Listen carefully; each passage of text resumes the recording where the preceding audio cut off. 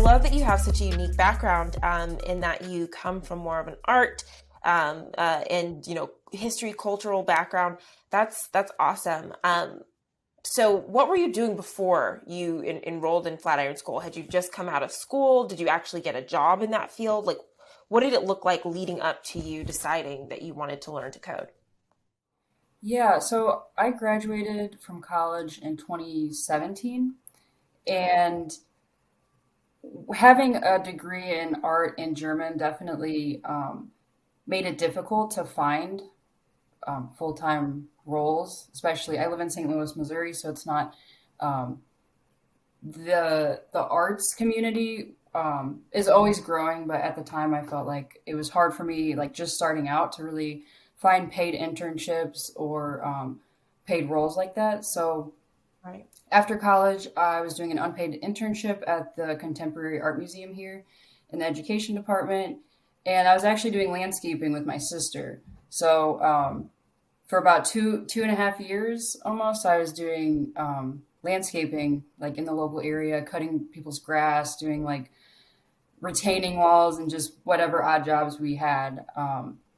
Which was really nice for me to like just kind of have a job where I could work outside. It wasn't too stressful Hmm. like mentally, Hmm. so that in my free time I could try to figure out like what my game plan is and what I'm doing with my life. Um, and I think so. I had done a couple artist residencies where Oh, you have an opportunity to usually like go to a location for maybe a month or whatever amount of time and just focus on making art.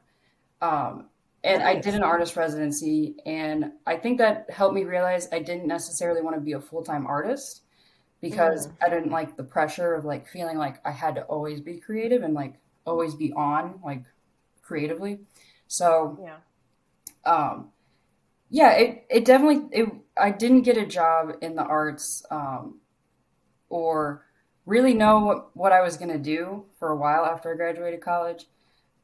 There was a free coding course in St. Louis, and I think a friend told me about it, and I was like, "Ooh, maybe that would actually help me in my art practice. Like maybe that's what I need to learn a new skill. Maybe I could do like tech based art, and that would like reinvigorate like me wanting to really be an artist." So I took that course with no intention of like wanting this to be my career. I was just like, I'm like a lifelong learner, so I just wanted to learn a new skill. I was like, I don't know anything about coding. Mm-hmm. So I did that, and then that was a year long program. And maybe 9 months in, I was like, oh, I actually like really like doing this. Um, I started to realize like I'll always be an artist because I had been an artist when I was doing landscaping full time. I'd been an artist when I was like doing an internship. So I kind of started to reconfigure like how I thought about like my life and my career. Um, Yeah. and like who I was. So yeah, I did that boot camp. Afterwards, I didn't really feel confident to get a full time job yet. I was also learning Java, which I didn't necessarily fall in love with. Um, so then I got a job in customer service at a financial tech company, and was kind of like, okay, at least like now I'm in the tech field, and maybe Yeah. I'll like figure out how I can work my way over to like engineering. Um, and then a friend messaged me about Flatiron School. So then the rest is history. Nice. So, as you were kind of going through this process, right? Of okay, here are my next steps. Your friend, tells you about Flatiron School. As you were thinking of even, entering into this field, I know you said you're a lifelong learner, so, I'm sure that you've got this certain level of curiosity and excitement. But were there any like feelings of like fear or trepidation or like fear of the unknown? Did you have even any thoughts of, okay, like maybe this is a male dominated space and I'm a woman, or, coming into this as an artist with no background? Did that ever intimidate you, or were you just excited to learn? Yeah, it definitely intimidated me. I think it's definitely important for you to like understand that you can have fears and like work through them. So I'm not going to say I'm just like this fearless person who's just like up for anything. I always make sure that I like keep pushing forward, Yeah. which I kind of learned that obviously, like I was saying, with having an art degree and just being like, when I was going through college, everybody was like, "What are you going to do with that?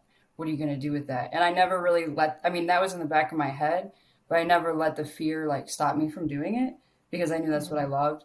So I kind of felt the same way going into coding, like I had said with the previous boot camp that I did, it was super part time and we only met once a week. And I kind of, I don't think I put everything I should have put into it.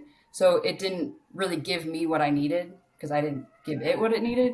So I Gotcha. think after you have, after you go through something like that and then you don't feel like you're prepared to a full time job, I was kind of like, oh, I'm like getting these opportunities and I'm like messing them up. Like, is this really for me? Like, I feel like I really want to do this, but maybe I don't. Maybe I'm just like convincing myself because I know it's a good career field. So when I started Flatiron, I was just it was at the I found out I actually got a scholarship to Flatiron Okay. right at the beginning of COVID, and Okay. I originally was going to go in person in Atlanta full time. Mhm. And I was like, that's exactly what I need. I need to be in the program full time, like no distractions. I'll just like give myself 100% for this amount of time. And I think that'll get me to where I need to be.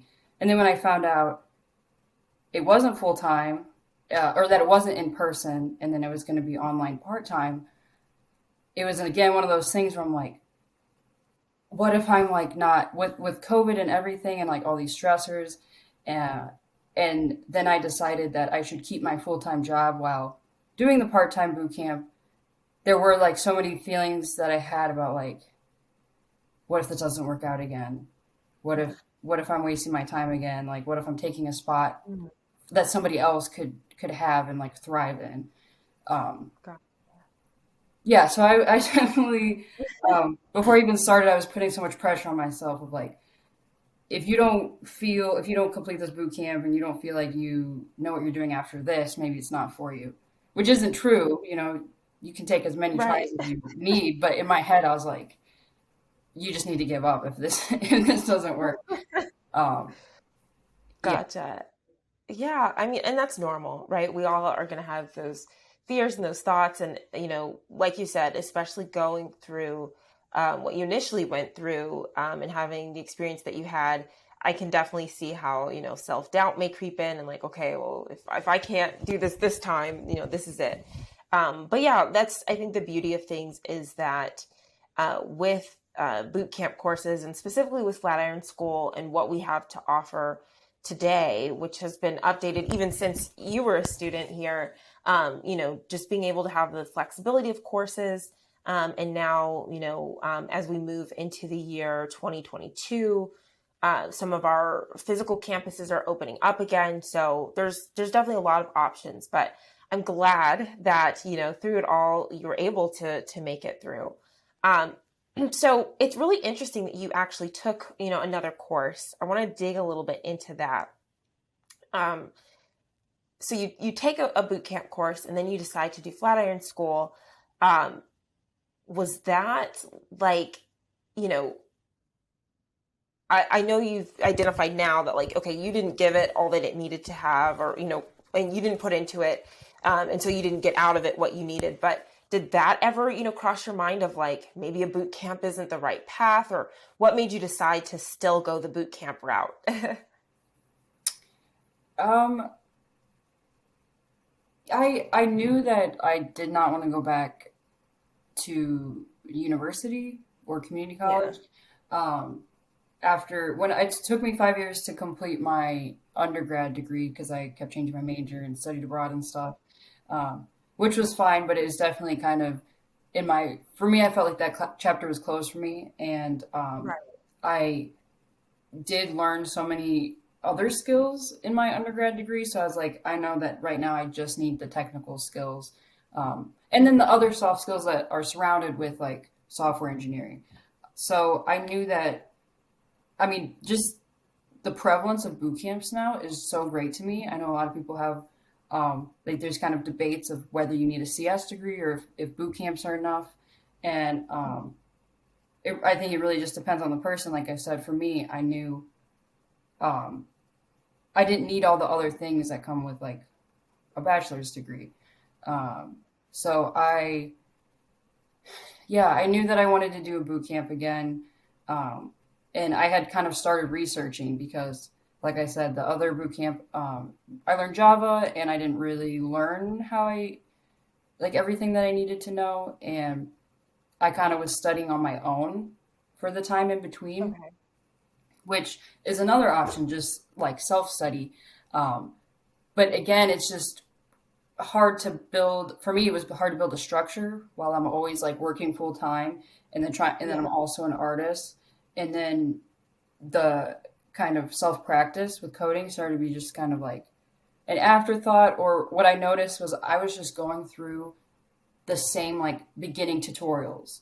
Like I would just go through like JavaScript basics or like Java basics or whatever, and I would just like do the little tutorials, and then I wouldn't really know where to begin with like building a project on my own, or like there's no deadlines. I'm just like I'm just kind of free floating and like, oh yeah, I'm learning how to code.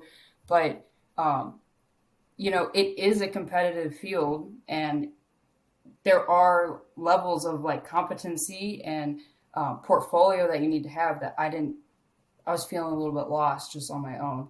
So I was like, and like I said, I love school, so I love like the structure and having a professor or mentor or teacher and classmates and like people you can lean on. Yeah. So yeah, my friend texted me because she's actually my mentor, um, and she texted me about Flatiron, um, the Next Tech scholarship, and I was like, oh, that would be perfect. So that's when I applied for the scholarship. And then I got it, and then I didn't know anything about Ruby or anything like that, but I just knew that I wanted to learn a different language. Because another thing about coding is sometimes um, I feel this way about foreign languages too. It's like I learned Java, and I felt like I liked coding, but I wasn't sure that that was the language for me. Which is also what happened when I was in high school. I was studying Spanish, and it never really clicked with me. And then in college, um, I needed to take a foreign language. So I was like, oh, I'll take German, and that's what kind of clicked for me. Um, so even if you're learning a certain language, if you're learning front end or you're learning back end or a specific language or technology, and you don't feel like you are really liking it, you really have to assess like, well, do I just not like this thing at all, or is it this specific language? Yeah. That's such a good point. And why I think, when you do a program, boot camp course, especially through Flatiron School, you're learning those different programs because there are a bunch, right? And there's so many different ones. There's so many different, applications for using them. There's, different jobs are going to rely on, one language versus another, more so. And so, yeah, definitely. I think that as you're looking at, what course to take and what direction to go in, it is important to think about those things. Yeah, So your and mentor, oh, on that note, real quick, I yeah, remember after I finished the first boot camp, yeah, talking to my mentor, and I think I was just like, well, I know I want to be in tech. I feel like some people like myself are like, well, I want to be in tech, and like coding is the main thing that I know is in tech, so that's what I'll learn. And at one point, my mentor was like, well, there's like so many different jobs in tech that are technical, and maybe it's just not maybe like you just have to figure out if coding's for you, or maybe it's data science or UX. And especially being an artist, she's like, maybe you'll like UX design. Or so that is a good point. There's so many different, like that's what is awesome about Flatiron is there's so many different programs that can get you into tech in whatever kind of discipline that right. is fitting for you. Yeah, for sure. And so your mentor, I love that, this is the source of how you, came to learn about Flatiron School. Was this somebody who attended Flatiron School or like knew about it just simply because of the scholarship opportunity? Yeah, I think she didn't attend Okay. Flatiron School. I don't know where she found out about it. I think, Oh, So a little bit of story about how I met my mentor. Her name is Crystal. Okay. She's a speaker at a conference that I went to in St. Louis a couple years ago. Um, it was like a design and diversity conference, and I loved her talk and her style. Like she just had like a super cute dress on, and so afterwards I like walked up and I was like, "Oh, I loved your talk. Like, and your dress is super cute." Um, and that's literally how we met, and it kind of just like I am always really forward about kind of like what I want and like what I'm working towards because it doesn't really help if you just keep things in private. So I'm like, I'm trying to get into code. I'm learning. I'm at the other boot camp that I did. I was in that program. I'm like, but I don't really know what I'm doing. Like, I feel like I need a little bit more guidance. And I think I asked her if she like want to meet for coffee sometime. And yeah, and then we ended up honestly becoming friends ever since then. And yeah, so she also did the boot camp that was in St. Louis, um, Okay. and ended up like working for that boot camp. And then got a then she got into development after that. So she was also somebody who kind of switched careers a little bit later on, like late 20s, and so that was like a nice perspective to also have a mentor that went through, even though it wasn't Flatiron School, like another boot camp. Mhm.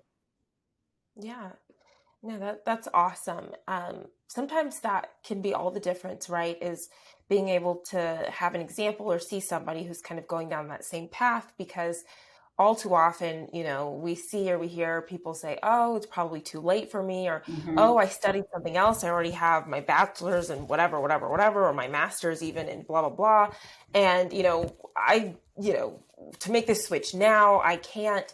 That's why I love having conversations with people like you and kind of, just even on this podcast, kind of spreading this message that it's not too late, and everybody's path is going to look different. But that's the beauty of, a boot camp course is that there's that flexibility that, you can do it while you're still working, and kind of, bridge that gap, make that transition.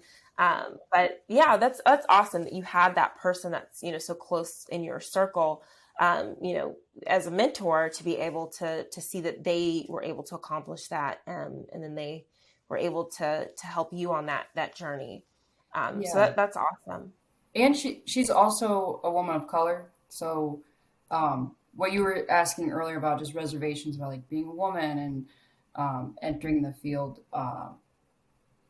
for me, it's not necessary to always be talking to people who can relate on every aspect of our experience, but it definitely helps. Like it, Oh, for especially sure. like we're saying, entering into a field later on, like there are challenges that come with that, especially when you're up against, in some ways, people who have the bachelor's degree in it or even master's degree, and they're like, Yeah. well, I learned this through this institution and it took me a lot longer than you did. And you, at least for me, mentally, I was like, it's that imposter syndrome that everybody always talks about. Like, Mm. that is Yeah. like so strong when you're just uh, yeah, when you're coming from the outside in, and then you also have those other things that make you a minority in the industry, then Yeah. you can feel very alone. So, um, with my mentor Crystal, to hear her stories of like her working at her company and me asking about like the diversity there and like how does she deal with um, like finding that community at her company and like Yeah. um, yeah, so those reservations that you have when you already know that you're coming in and you're different than mostly everybody on your team, um, it is very important for me. No, for sure. And that's such a good point. And I'm glad you brought that up because yeah, it's, that intersectionality of, being both a woman and, being a woman of color. That's awesome that you've been able to, connect with a mentor that on both of those levels can really identify with you. So yeah, no, that's awesome. And, kudos for you for seeking out that mentorship, complimenting her dress, but then taking it where it needed to go, because I think that's so important. And people don't always realize how much a mentorship can help. But, here you are now, and, the impact that Crystal has apparently had on your life and on your career trajectory has been huge. So that's awesome, and it's awesome when you can find somebody who can resonate with you on those other levels as well, like you said, because as we navigate this world, we do know the reality is that there is a gender gap, right? And we know that there's a lot of work that still needs to be done in the tech space to make sure that everybody is represented in those fields. But again, I think that's one of the things I like about boot camps in general, and specifically Flatiron School, is that it doesn't matter what you've done thus far. It doesn't matter what you invested 4 years in previously. This is kind of this opportunity of saying, like, in a very relatively short period of time, right? Like as little as 15 weeks, you can go ahead and transform that career, right? And depending on how much you put into it, and depending on how much you take to the material, and really get through that process and develop those skills, then you can enter into a space where, like you said, there may be other people who are they got their degree in it, but I think that this is just a great almost way of helping to bridge that gap. So. Mm-hmm. Yay. Yeah.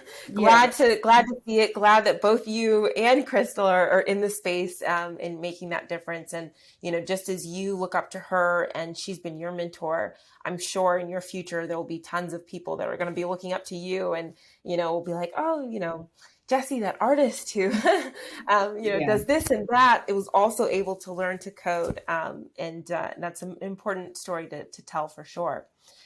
So with that, with you being an artist, does it, when you decided to also take on software engineering, was it like two separate buckets in your mind? Do they complement each other? Do they complement each other in the work that you do, or even in just the fact that the flexibility of working in tech allows you maybe the mental freedom to also make art? Tell me what that kind of balance is like, and if it helps or if it hurts. Yeah. So, yeah. They, so a lot of people say, like, when you're a developer engineer, like, you have to use creativity. So that kind of, it's almost like the soft skills that I learned through being an artist have definitely carried over to software engineering. In some ways, like I said, when I started the journey, it was really just because I wanted to make like tech art. Yeah. It started when I went to this art exhibition, I think at the MoMA or something. I was in New York, and there was literally an exhibition about like art and tech, and like since the 80s, like these artists and works of art that were kind of merging the two. And so there are a lot of artists that are literally using coding even to make art. And so that I was like, oh, well, even as an artist, I've always been interested in more like technical forms of art and technical approaches. And I'm a little bit more analytical than some people might expect, like might project an artist to be. In art, my main medium is printmaking. So it's this like very process driven, almost scientific art form. I did copper etching. So it's like Oh, okay. involving like taking a piece of copper and like putting tar on it and putting it in a bath of acid. And it's like, well, there's different kinds of acid you can use and like different kind of metals. And, all art really is technical in a way.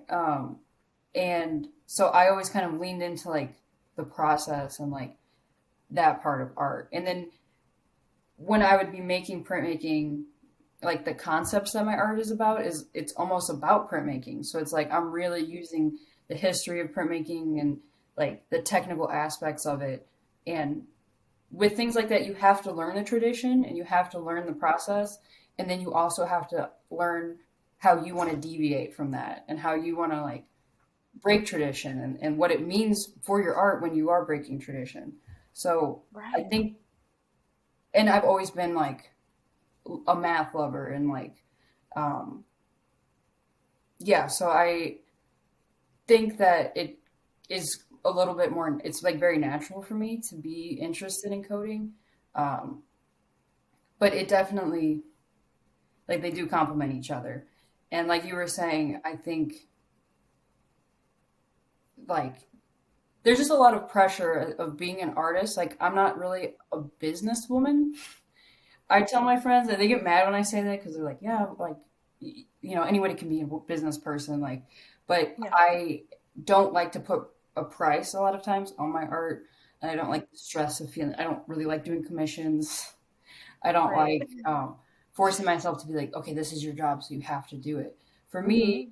it works. What works best for me is to kind of have a separate career, and then like through my daily life, I notice things or I get inspired by things that I'm just seeing in the world. And then that's what inspires me to make art rather than me sitting down and being like, okay, like you have to make work like all the time because this is your career.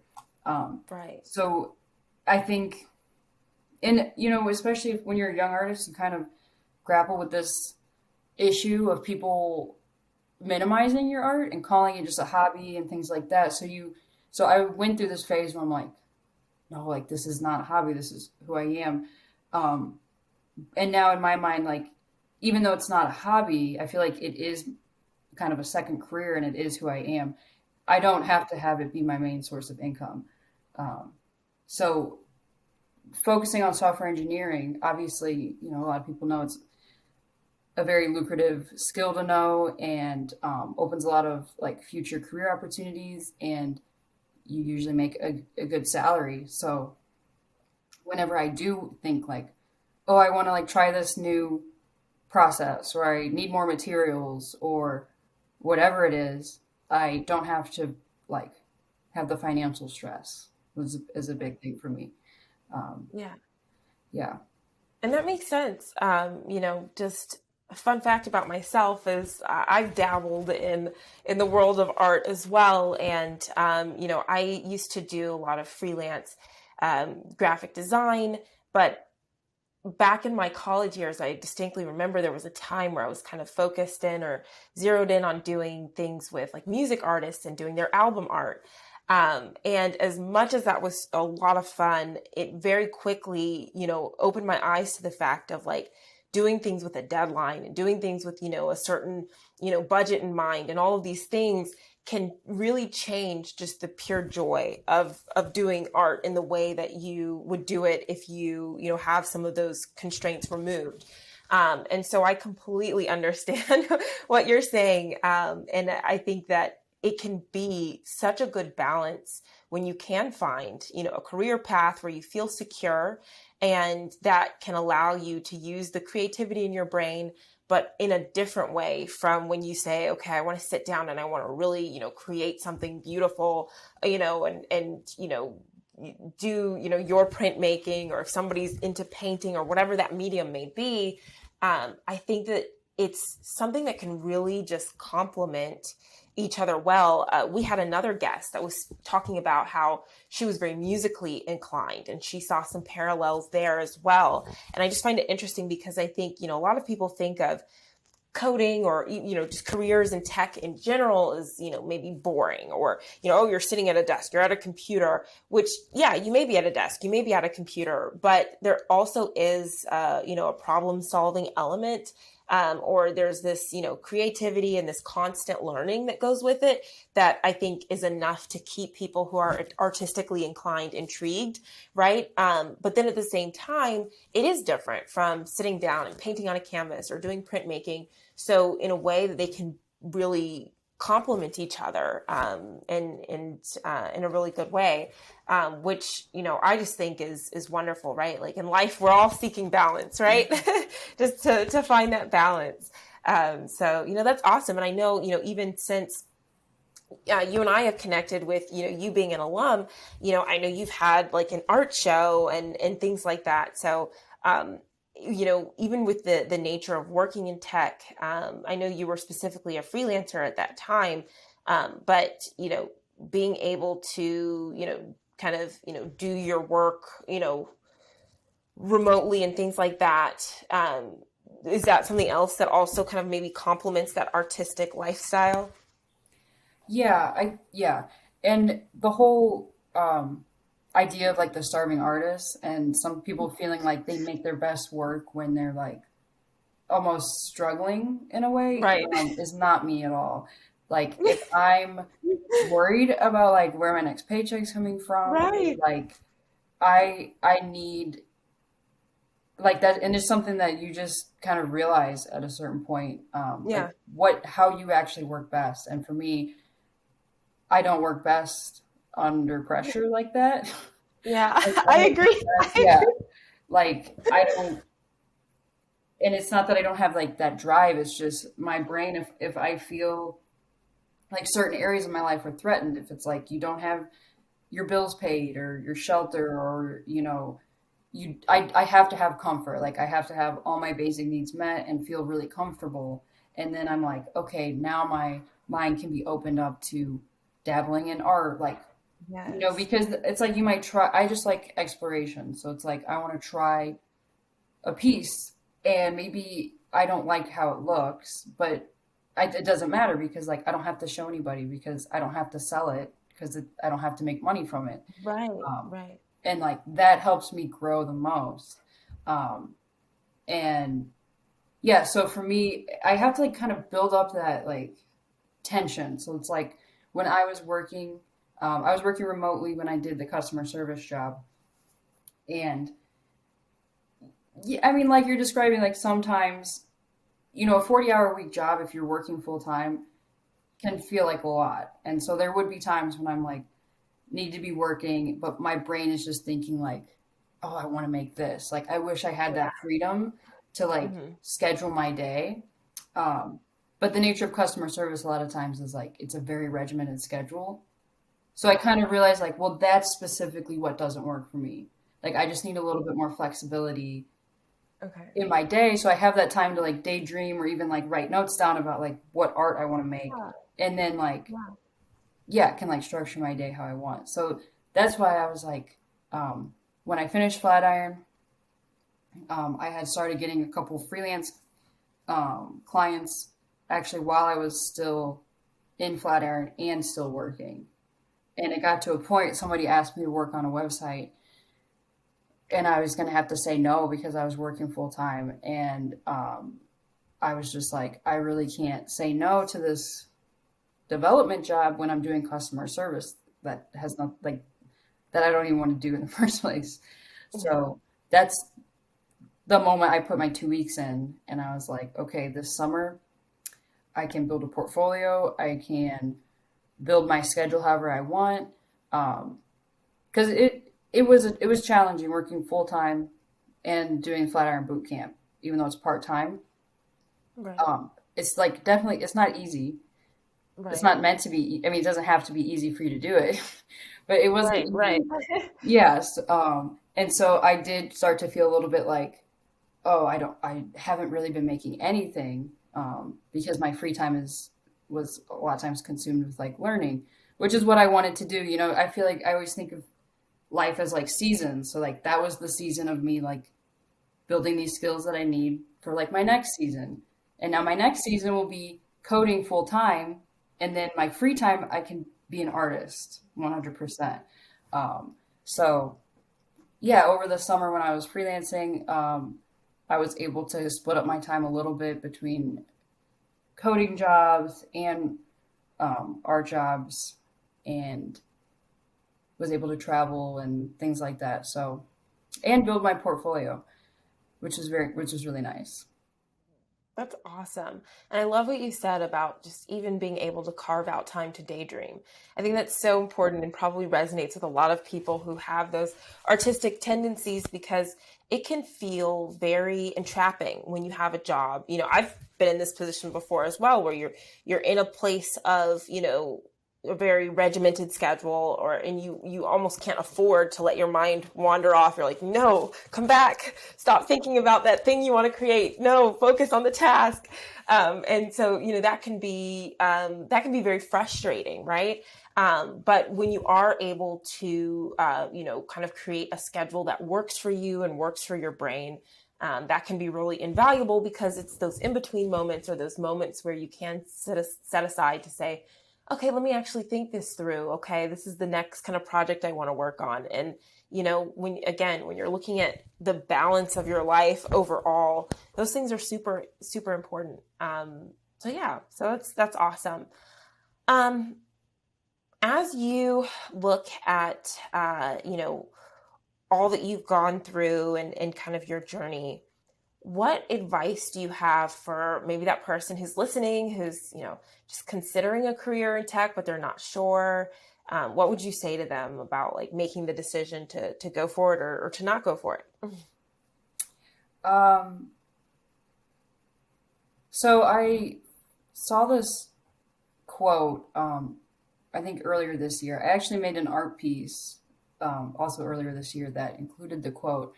And the quote is, "All good things must begin." And I Ooh, really, really liked that because um, I'm a little, I don't know if I'm a pessimist. I try to say I'm a realist. Um, I struggle with anxiety a lot and have had depression and things like that. So I've gone through phases where it really is hard to be like, no, there could be a good outcome to this. Like I would always focus on like, well, all good things end. Like everything, like these good times can end, or like being afraid to even be like start something because you don't know like what the outcome's going to be. And that could be like careers or relationships or friendships or like hobbies, whatever it is that's like you're kind of facing and you don't know what the outcome will be. So this quote just reminding myself like, well, good things also have to begin. Like you have to give things like a starting point. You have to kind of yeah, open that door. And like although like some things don't end well in a way. Like something right. sometimes like there are things that I feel like in retrospect like I failed at. Obviously, you Right. still learn from your failures and things like that, but it's also okay for me to feel like okay, that like either I messed that up or just wasn't for me. Right. So yeah, I think that's like the phrase that I've been hanging on a lot to this year is just yeah, being more open to letting good things start. I love that. And my next question for you was going to be, is there a quote that you live by? But I think that that does the trick. I absolutely love that. I'm trying to think. Some years ago, there was some song, um, and I think it was by like the artist Nelly Furtado or whatever her name was. And Yeah. it was like, why do all good things come to an end? And that used to be like one of my little theme songs, right? Like to Mhm. life. And I would just, kind of fixate on that as well. And that idea that, good things, they always inevitably end. But I think, shifting that focus and thinking about the beginning of those good things and how, that's something to take note of and to focus on as well, is really empowering. So I love that quote. I'm taking notes. That's Yeah. now going to end up on my wall somewhere, or because I actually I that's a message I needed to Mhm. hear. I love that. That's a good one. Yeah, Awesome. that really guided me this year. And that quote obviously like I just think about that in all aspects of my life. It's not just like coding. I Right. guess if I had specific advice, if somebody was looking at tech and wondering like, well, can I even do this? How do I even do this? I think probably my biggest advice specifically for that is building that network because you're going to need support. Um, Yes. like I said, I mean, going through coding boot camps isn't easy. Like Flatiron was not easy because it's not necessarily just an easy thing to learn, but Flatiron like allows like you can build a community like the way that Flatiron was set up compared to my other boot camp I did. I didn't feel any community. I just showed up. Everybody kind of had their own lives. I didn't feel like I made friends or really like connected to my teacher at all. And I do have that mentor that I met like outside of Flatiron, but even within Flatiron, I really lean into, like, again, you can make things like you get out what you put in. And so with Flatiron, there's like the required lessons and things like that. And then there were also kind of bonus things that you could do. So like you could do, or my professor would give us like a pair programming challenge every week, and a lot of people don't do them every week. But at the beginning, me and one of my classmates, who's also kind of similar age, also just kind of like we had a lot of things in common, and so we just started meeting every weekend and doing this pair Mm, programming challenge. So it helped with that technical skill, but then I also really do feel like I made a friend. And then even after the boot camp, we've just still been in contact, like keeping each other updated on our job search and like getting a new apartment and whatever it is. Like um, we've been able to like even emotionally like support each other throughout the process, because you, well, I guess most people, I know I do, I would have these thoughts of like, is it, am I going to be able to finish this? Like, will yeah. I be able to, am I going to graduate from this program? Like, I think everybody, when the going gets tough sometimes, you're just like, Yeah. you're like, should I just give up? And sometimes when you're alone in those thoughts, it's a lot easier to like get consumed by them, because you're just like, it's just you and yourself like going at it, and you're just like, no, I can keep doing it, no, you can't. And then having outside voices be like, no, you got this, like, I got you, we got this. So That's awesome. Yeah, I mean, we love to call it the Flatiron family, just the fact that there is a community, and, every alum that I've talked with, both on this podcast and outside of, that's seems to be a common trend of saying like, listen, I actually met people that I still keep in contact with, that, we're kind of like lifelong friends, because you go through an experience like that, and it's a life altering experience, right? You're doing something that is forever going to kind of change your career trajectory. Like you said, it's hard. We're even at Flatiron School, we're the first people to say, like, this isn't necessarily for everyone. This isn't just some easy thing that you can do. mm, We're going to, set people up for success, obviously, give you all the tools that we can and the resources that we can. But ultimately, it is not an easy thing. And anybody who gets through it should be very proud of themselves, because to learn that amount of information, hard subject matter in a very condensed period of time, that is that is quite a feat. And so when you go through that with other people, and that's always our hope, is that we can foster an environment where you are going through it with other people, and that you're not alone in it. So to hear you say that that was your experience is awesome, because yeah, we're just over here trying to build a Flatiron family, and to make sure that everybody feels supported on this journey, because that can be all the difference. When you mm, do something alone, and you're only holding yourself accountable to yourself, or you're only motivating yourself, right? Some people can do it, and sometimes at different points in your life, we can do it to a certain extent. But I think, just having, like you said, that outside person be able to be like, no, you got this, keep going, mhm. can sometimes just really push you to the finish line in all aspects of life. So that's so awesome. So we've got a new year that's coming up at the time of us recording this, but 2022 is about to happen. What are you most excited for or looking forward to in the new year? I am very excited to start the internship at Shopify. um, I Like I said, I was freelancing this year, because that's something that I always wanted to try out. And um, you and I have talked about this a little bit before, but um, I think it's good to understand when something's not working for you. Um, Again, not necessarily that it's a failure, but sometimes you just have to understand, like, this, yeah, this isn't working for me. This isn't the best way for me to thrive. So yeah, that's what I realized with freelancing. I think when I finished Flatiron, I really I'm open to like to telling people like, no, I want to code. I've been learning how to code. I'm pretty active on my social media and like talking about it. So that's why I was able to get freelance clients without like all my clients pretty much are people that I know. And being an artist, I know a lot of entrepreneurs. I know a lot of designers. So in that field, a lot of people design, but they don't know how to code. So it was kind of easy to Right. get those jobs. Um, but for me, I felt like uh, I wasn't going to get to where I wanted to be with my technical skills. And it is difficult to freelance when you are at the beginning of your career because there are so many things that were unknown. And in a way, I was just a one woman operation over here. So like, even though I do have mentors and friends I can reach out to, it's like ultimately I get a job and it's my job. I don't have a team behind me.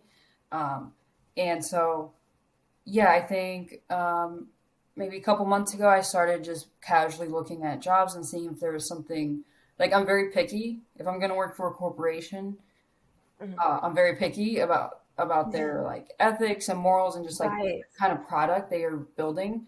Um, so yeah, I saw Shopify. I actually was doing Shopify development freelance over the summer. So Nice. it just kind of made sense. And then I do care a lot about entrepreneurs. And like I was I was trying to be an entrepreneur as well this year. And although I didn't feel like it was for me, I know that there's so many people who know that that's what they like they're an entrepreneur and they're going to build Yeah. something. So I would rather personally like help build those tools to assist Yes. them. Um, and yeah, so I'm like I don't know. When I was in my offer call, like when you do go through boot camp and you're like freelancing or you're applying to a lot of jobs, you just get to the point where, although you finish the boot camp, there's like a second wave of like, what am I doing? Is this for me? Like I know I got through the boot camp, but now you got the second Right. host of figuring out well what work are you gonna do? So yeah, getting that offer call that's like the real like graduation was one like sigh of relief and then Yeah. the offer call for me was like wow okay like I'm so excited and I start January 10th so it's just like right now I get to relax like I've just been Yeah. um trying to work on like my physical workspace and mental workspace and building routines so that I can do really well in the internship Yeah. so I'm super excited Well, to have like my first we're rooting for you. yeah. Thank you. You got this. That's awesome. And I love how you were able to even translate like what you were doing in the freelance space, and to be able to take that kind of skill set of saying like, okay, I'm working on these, you know, these, projects that are in Shopify and being able to say, okay, now I'm going to actually approach Shopify, for a position. That's awesome. So kudos to you. And yeah, we're excited to see all of the cool things that you do in the new year. I have one more question for you that I actually just thought of. Okay. That there's all this talk of, NFTs. And so for anyone listening, like, the basically an NFT is when you are selling a one of a kind of virtual piece of art. Any thoughts on that? Is that a space that you would ever get into? I ask because, of course, you're in the tech space and also in the art space. Mhm. Or are you just like, nah, I'm staying out of that? Yeah, I think that is super interesting. I don't think I ever would have thought that something like that would not that it wouldn't exist, but that it would be like so popular, and Right. that it would become like so mainstream. Yeah. Um, I don't like there's certain aspects of it that I don't understand. Like I've seen Right. um, the virtual pieces sell more than like a physical piece by like the same Mhm. artist, which um, is interesting. Someone described it to me as like, well, the virtual piece can't get damaged, so it's like better to have it as a virtual piece. Um, I I don't think I fully like developed my opinion on it yet. Right. Personally, like I don't make a ton of digital art. I have a laptop that I can like draw on, so I use that a lot for like my sketches and planning and stuff like that. But Right. for me, I do chalk pastel drawings and printmaking. So to me, the texture and the physical, like the Yeah. physicality of the art, and I like layer colors, and like that's really what I enjoy doing with art. So I know you can mimic that with like digital drawing. So Right. maybe I just need to like open my horizons a little bit. But then that's like a new skill to learn. Um, Yes. yeah, for now, yeah, I'm just Still staying. trying to, Yeah, yeah, see what happens with it. yeah. Once my artist friends probably start making a bunch of money from it, I'm gonna be like, maybe I should get into that. But All it takes it, is that one friend yeah, to be like, "Oh yeah, I sold my piece for, 6 figures," and you're like, "Wait a minute." yeah, But yeah, it's a bizarre world, and I'm still myself. I'm trying to wrap my head around, exactly what it means and what the future will look like with it. But it's definitely entertaining to say, or to see, like you said, kind of just the mainstream appeal that it just kind of almost overnight. It's just like NFTs are all the rage. yeah, So I guess we'll see where that where that lands in the next few years. yeah. Well, awesome. Those were really all the questions I had for you. I really enjoyed talking with you. Every time I talk with you, it's so insightful. And like I said, I think, it's important for us to have these conversations and, for you to share this information because there's so many people out there who are like you and can resonate with that idea of, being a creative person and not quite sure of what their career looks like. And maybe they're right now trying to struggle to be, this artist and almost, validate their artistic skills by saying like, this has to be my whole career. When you're a wonderful example that you can find a complementary career and a career that's in an emerging space like tech, where you won't have to worry about where your next meal or paycheck comes from, and you're not the starving artist. Because yes, I agree with you. That is not how I flourish either. I think, for me, my mind and my creativity flourishes when my basic needs are met. So for anyone listening, if that's you as well, this is a potential path for you. So thank you so much, Jessie. Did you want to do a quick shout out of where people can follow you on social media, or if you have a website? Yeah, on Instagram, my handle, like, I think is Jessie.dnvn, which is like my last name without vowels. Um, yeah, I've been trying to get into Twitter. My mentor, I think that might be how she found out about the scholarship because she's very active on like tech Twitter. Like I didn't realize there Okay. was such a big presence Yeah. of like tech people. I'm trying to get Oh into yeah. Twitter. I like forget to tweet for like 2 weeks at a time and like so maybe don't follow me there on there yet, but yeah, No, go Instagram. ahead and follow her because it's coming. Okay, It's yeah. it'll be there. So then you'll have the following when you are ready to carve out time in your busy schedule. But yeah, follow her. And you said, I think it's Jessie.dnvn, and I just confirmed it is. Okay. I just looked it up. So follow her. She's awesome. You'll be able to see what she's doing both in the artistic world and just, her journey. So thanks again for joining us. It's always a pleasure. I just want to remind everyone to also make sure to follow Flatiron School on all of our social channels, whether it's Instagram, Twitter, Facebook. We are at Flatiron School. And then, of course, if you are watching this on YouTube or not watching this on YouTube, we are on YouTube as well. Be sure to join our Tech Perspective Facebook group where the conversation continues. So if you like this episode or if you've seen some others and you want to weigh in or, talk about things or ask questions, that is the perfect space to do so. So be sure to search Tech Perspective on Facebook to find that group. Thanks again, Jessie. It's always a pleasure, and we will be in touch with you. Thanks everyone for watching. Thanks Until for next having me. time.